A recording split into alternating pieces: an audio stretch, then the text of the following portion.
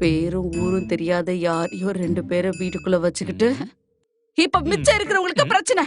நான் அப்பவே சொன்ன வேணாம் வேணாம் வேணான்னு. இப்ப சந்தோஷமா உங்களுக்கு? சொல்லுங்க. நீ அந்த மாதிரில எதுவும் சொல்லல. ஒரு வார்த்தை கூட நீ அப்படி சொல்லவே இல்ல. நான் சொன்ன பப்பன். எப்ப சொன்ன? நான் அப்பவே சொல்லிக்கிட்டு தான் இருந்தேன் இவங்க 2 பேரையும் வீட்டுக்குள்ள சேர்க்க கூடாதுன்னு. உங்களுக்கு ஞாபகம் இல்லைன்னு நினைக்கிறேன். ஏன் ஞாபகம்லாம் இருக்கட்டும், அத சொல்ல நீ யாரு? ஐயோ, நான் பாப்பு. எந்த பாப்பு? நம்ம 2 பேரும் எனக்கு யாரும் தெரியாது. பாப்பும் தெரியாது, சோப்பும் தெரியாது. பப்பன், நம்ம இன்னைக்கு காலையில கூட பார்த்தோமே. நான் இன்னைக்கு யாரும் பார்க்கல, எனக்கு யாரும் தெரியாது. நான் அப்பவே சொன்னேன் அவங்கள வீட்டுக்குள்ள சேர்க்க வேணாம். அவங்க ஆளுங்க சரியில்லை, மான மரியாதையோட இருக்கிறனால வீட்டுக்குள்ள இருக்க வேணாமா?